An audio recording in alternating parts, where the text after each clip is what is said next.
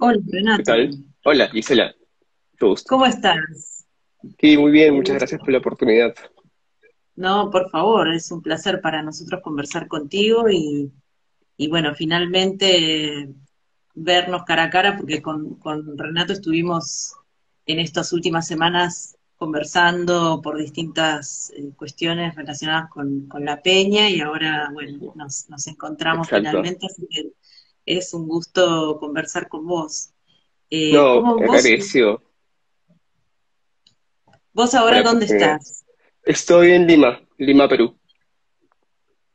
Perfecto. Bueno, eh, bueno, si querés arrancamos, vamos al Bueno, grano.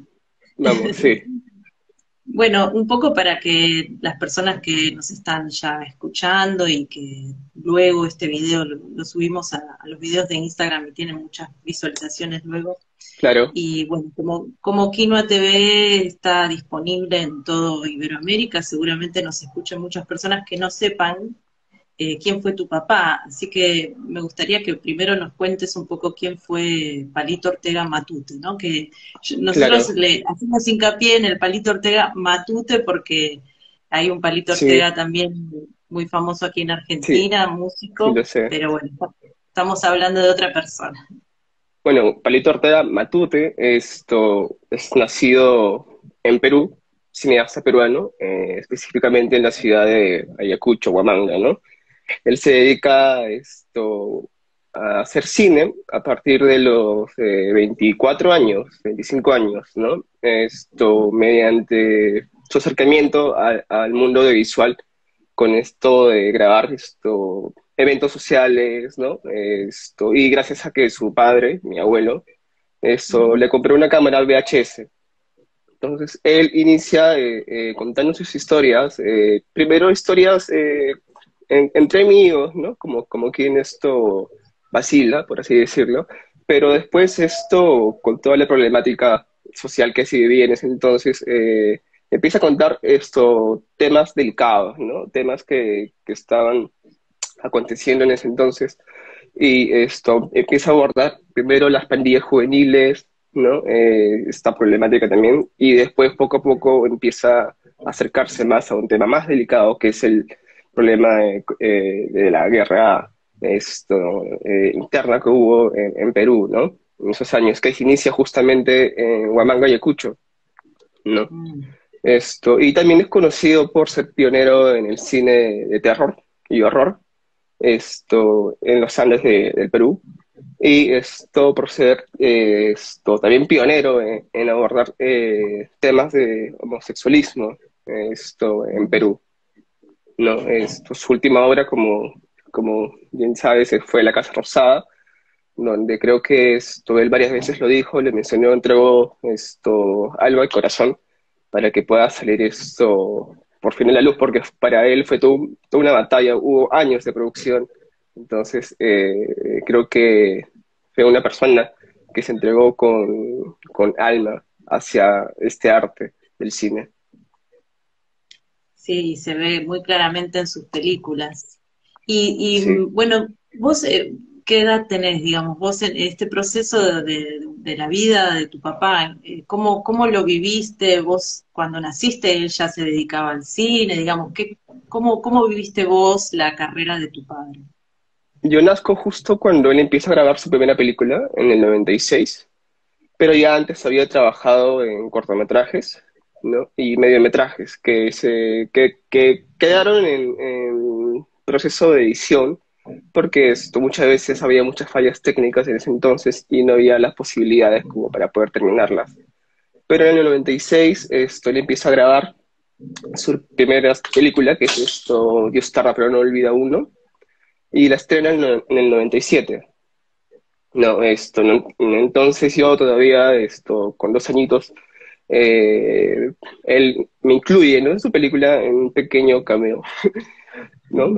Pero que yo recuerde ya cuando lo veo dirigir es a partir del año 2002, ¿no? 2001, con el Incesto en los Andes, en el cual también tengo una participación, pequeñito, a los 5 años, Y ahí es donde ya me atrapa en su mundo del cine, ¿no? Porque era vivir y convivir con alguien que estaba metido en estrenos día y noche, en grabar día y noche, en viajar a ciertas ciudades para poder hacer estrenos, para poder presentar sus películas, para buscar apoyo, para buscar a sus actores también. Entonces, esto ya desde pequeño me fue empapando con el mundo del cine.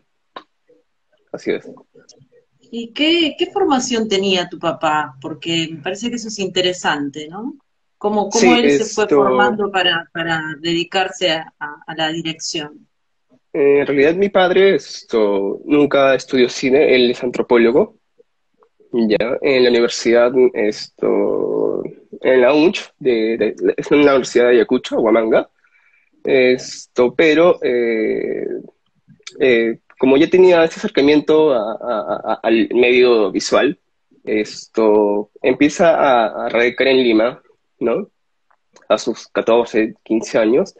Entonces, ahí acude a talleres, acude a cursos para poder eh, tratar correctamente con los equipos y cómo tratar correctamente la dirección. Entonces, esto es ahí donde la mezcla de este interés por la antropología y por el audiovisual, convergen y trata exclusivamente temas sociales, ¿no? Entonces, así empieza su, su, su, su, su estilo, por así decirlo, Claro, sí, de sí, narrar sí, hechos que han sucedido, sí.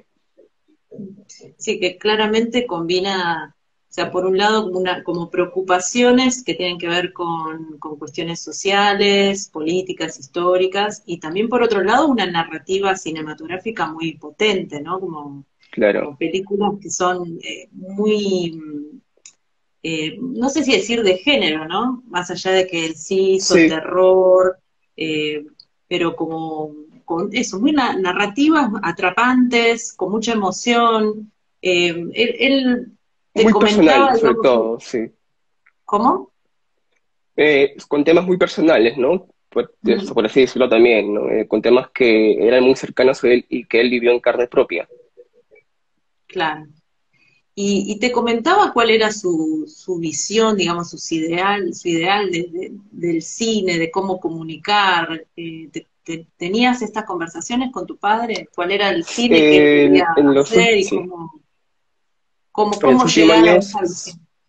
sí, en sus últimos años, sí hubo conversaciones ya más a profundidad porque ya yo también ya tenía un interés y ya había trabajado junto a él, ¿no?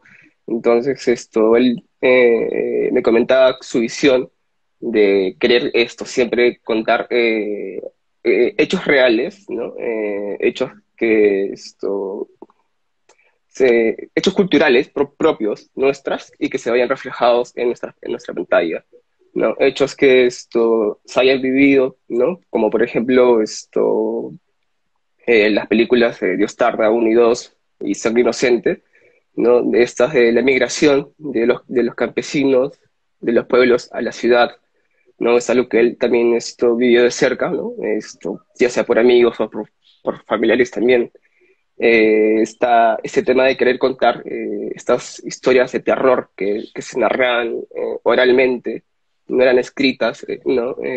Como el jarjacha, conocido así, eh, querer contar y llevar a la pantalla grande hechos propios, ¿no? Temas culturales propios para que la sociedad con la que él convivía se vea reflejada, como digo, en pantalla grande.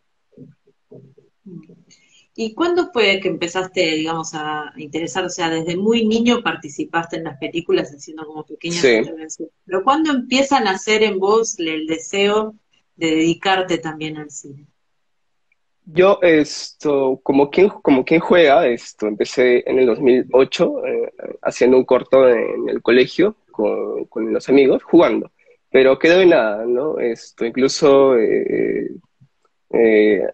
repetía quería como que hacer ciertos remakes de las películas de mi papá, pero hechos con mis amigos y grabando con una cámara Didicam. En ese entonces tenía unos 12, 13 años quizás, pero cuando oficialmente empiezo en sí a trabajar junto a mi padre, ese en el 2009, 2010, esto cuando por fin esto me entrega esto cargos como, bueno, empezar a, por ejemplo, colocar luces, estas luces, esto acá, o esto, ocúpate de que el sonido esto esté bien, ¿no?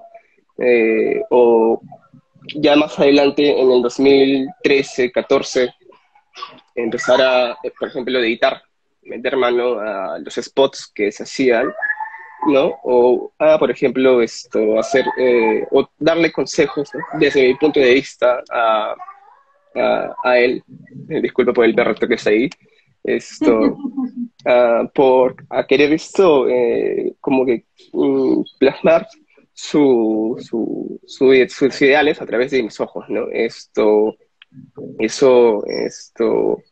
creo que me fue empapando, ¿no? Como te digo, hizo que esto también en 2017 me aviente a hacer esto un piloto para una película que tengo esto ahí pendiente, ¿no? Pero esto, por ejemplo, en La Casa Rosada sí tuve esto cargos ya pesados, ¿no? Como el making of o hacer efectos especiales y ya en la postproducción llevar el montaje de la película final, esto, y hacer la edición también, ¿no? De los trailers, de los spots, y esto, ya cuando él fallece, esto, bueno, en realidad ya tomar decisiones esto, bajo los consejos que él me daba y bajo esto, esa sensación que él me dejó, ¿no? De cómo poder plasmar sus películas, ¿no? Con su punto de vista, por así decirlo. Mm. ¿Y cómo era él como director en el set? ¿Cómo era Palito Ortega Matute? Bueno, él era muy detallista. Creo que siempre esto practicaba mucho antes, leía con los actores, ¿no? Las previas lecturas de guión, esto se preparaba, esto lo ocasionaba primero, ¿no? Esto una vez que tenía la locación, recién podía esto intuir cómo poder hacer que los actores se muevan, ¿no? Cómo iluminar, cómo esto, colocar los planos y todo esto. Entonces, incluso él en su mayoría de películas trabaja con niños, ¿no? Esto en Dios tarda, pero no olvida uno y dos, trabaja con niños principalmente. En en El Pecado, ¿no? El personaje principal es un niño, ¿no? Entonces, esa dedicación de querer guiarlos bien para que representen las emociones correctamente. Esto creo que indica que él se encasilla bastante a que los actores cumplan su perspectiva, ¿no? Para, por ejemplo, La Casa Rosada, hubo cerca de 2 años de práctica con los niños, ¿no? Antes, previos a empezar el rodaje, porque el proyecto inició en 2008, ¿no? Gana un premio del Estado en 2009, ¿no? Y empieza a grabar en 2011. Entonces, en el 2009 ya se tenía el casting. Y los niños, muy pequeños aún, ¿no?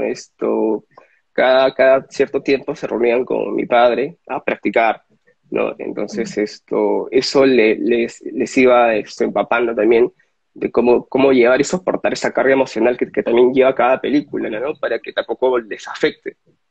Así que eso era muy, muy importante para él. Entonces yo también lo noté cuando me dirigió a mí una vez en Sandes uno, cómo tenía que mirar, cómo tenía que responder, ¿no? Sumiso, indicado a detalle. Entonces igual con los actores ya adultos y ya reconocidos, también era igual. Entonces, prácticas, ensayos, momentos en los que se sentaban a conversar noches hasta las madrugadas con los actores para poder hacer que esto funcione, ¿no? para que esto vaya por el buen camino. Sí, bueno, La Casa Rosada, para quienes no la vieron todavía, es una película excepcional, realmente excelente. Pero bueno, viendo toda la filmografía de tu papá, se puede ver la mano de un director que tiene muy en claro cómo contar una historia, cómo atrapar, cómo emocionar, Claro. cómo generar emociones, e incluso el terror, ¿no? Con las películas donde se metió con ese género. O sea, realmente es un gran, gran narrador. Y bueno, lo que contás Sí. del trabajo con actores, ahora digo, claro, claramente trabajaba mucho la dirección de actores, eso también se nota. Y las películas se puede ver como un crecimiento también en la producción, ¿no? En los recursos Sí, que se van ganando lugar en las películas. ¿Cómo vos recordás, digamos, cómo fue un poco la batalla por la producción que seguramente habrá tenido que dar tu papá desde el principio hasta sus últimos Bueno, proyectos? su primera película fue grabada con formato VHS, Mm. Betamax me parece, algo así por ahí. Un formato que no es usual para películas, ¿no? Pero esto principalmente era por los recursos que había en ese entonces. No se podía acceder a cámaras de cine o a equipos de sonido para cine. Entonces, con lo que se tenía a la mano, esto empezó a contar. Y creo que cada película él iba avanzando con esto, ¿no? Como dices, estuvo una evolución y creo que cada película era una valla más para él. Entonces él trataba de mejorar en el aspecto técnico y visual a través de cada película y a través de cada historia, ¿no? Y también queriendo que el formato se adapte a la historia, ¿no? Porque esto hubiese sido distinto que sea contado con una cámara de cine a que sea contado con la cámara que contaba en ese entonces. Entonces, esto también se compara entre Dios tarda uno y La Casa Rosada. Entonces, los tipos de toma, los planos. Entonces, el recurso que más usaba mi padre era el de los primeros planos, ya que los sensores de la cámara eran pequeñas y no servían para planos angulares. Entonces, esto se ve bastante en sus primeras películas. Y también ayuda a que se note más la expresión, creo que, de los personajes, ¿no? Entonces, ya para Incesto en los Andes uno empieza a usar cámaras digitales de Didicam, y para El Pecado y El Rincón de los Inocentes usa ya cámaras en HD. ¿No?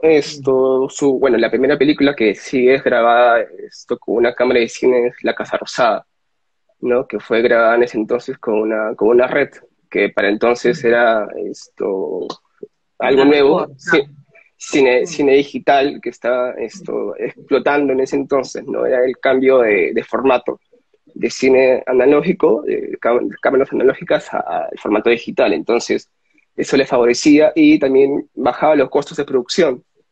Entonces, pero te mantenía esa calidad, ¿no? Mm. Entonces, él supo usar ese recurso para la Casa Rosada. Entonces, esa evolución que tiene, esto se debe más que todo por los recursos y porque, bueno, hoy en día con un celular podemos grabar en 4K, ¿no? Entonces, creo que también es parte de la evolución de la tecnología que ha intervenido en eso. Así que yo creo que si ahora él hubiese seguido con vida, creo que ya estaría con mucha mejor calidad y mucho mejor detalle técnico también. Claro, seguramente. Y otra cosa que me parece fantástica en las películas de tu papá es el sonido y la música, el uso de la música, de los ambientes, las Sí, tensiones. Eh, ¿Cómo trabajaba eso? ¿Vos tenés idea? Porque aparte ahí creo uno de los músicos, no recuerdo ahora exactamente su nombre, pero creo que es Atahualpa de apellido, que está en varias películas, si no me equivoco, ya. cómo utilizaba él el recurso del sonido, el sonido expresivo, ¿no? La música, los Claro. ambientes, Mira, para las primeras películas, lamentablemente, no se tenía el sonido directo, ¿no? Así que se usaba el sonido de la cámara, ¿no? Se grababa solamente el sonido, pero con video, ya para poder camuflar, ¿no? Algunos detalles y correcciones de voz, ¿no? Y grababa la música también con músicos artesanos de Ayacucho, de Huamanga, ¿no? Eso se ve en sus primeras películas. Incluso hasta me parece que hasta El Pecado, que fue grabado con una cámara HD Didicam, esto, la parte sonora, la parte de esto musical, fue grabada en Ayacucho, usando músicas que son típicas de la ciudad, ¿no? Pero mm, adaptadas a la película, ¿no? Con cierto tipo de instrumentos, pianos, ¿no? O violines que acompañen. En el Rincón de los Inocentes, la banda sonora principal es la música que se canta en las iglesias de Ayacucho, que acompañan las misas, que acompañan los eventos religiosos, y él las usa para poder enfatizar más este sentimiento del espectador que ha vivido en carne propia estas situaciones, ¿no? Y más el recurso de la música que ya se reconoce, ¿no? De dónde viene, entonces hace que la emoción fluya más. Entonces, para La Casa Rosada sí está el músico que es ya alguien que ha trabajado en varias películas, que es Jorge Luis Cárdenas Sotolongo, el Bola le dicen, que él es un cubano, está en Cuba, no, perdón, es de Cuba, y ahora radica en México, me parece, es un gran músico, incluso La Casa Rosada, ¿no? El premio, no sé qué festival, la mejor banda sonora, y que también trabajó después para El Demonio de los Andes, ¿no? Aquí hay un detalle, primero se grabó La Casa Rosada, pero primero se estrenó El Demonio de los Andes por temas de postproducción. Se demoró en postproducción La Casa Rosada. Entonces le gustó tanto cómo trabajaba Jorge Luis, el Bola, que decidió que haga la música en El Demonio de los Andes, ¿no? Entonces él la trabajó y se estrenó en 2014. Pero nos quedamos impresionados con el nivel de empatía que tenía Jorge Luis al adaptarse, ¿no? Al reconocer este estilo de música que se repite, bueno, se siente muy cercanas a películas como Rincón, Los Inocentes y La Casa Rosada, ¿no? Por ese podríamos decirlo, ese feeling nostálgico, ¿no? En cambio, en películas como El Demonio de los Andes, sí esto se trabaja con esa atmósfera de terror, ¿no? Usando elementos que causen miedo, eh, eh, suspenso también. Entonces, creo que el trabajo más complejo fue en La Casa Rosada, ¿no? Ahí sí se tuvo la oportunidad de trabajar con sonido directo, entonces se grababa los ambientes de la ciudad, se grababa incluso cada campana que se escucha ahí en la película. Hoy en día, bueno, en ese entonces ya la ciudad de Ayacucho tenía bastantes habitantes, pero se buscaba lugares poco transcurridos para poder tener estos sonidos propios de la ciudad, ¿no? Como son los sonidos de la campana, sonando a lo lejos, o el sonido de los campos, ¿no? Para poder tener como sonidos de atmósfera. Sí. Buenísimo. Y en el caso de La Casa Rosada, ¿no? Que es la verdad una película excelente. ¿Cómo nos puedes contar un poco cómo surge la película? Que bueno, aparte vos ya eras más grande y seguramente lo viste, fuiste testigo de todo el desarrollo de la peli.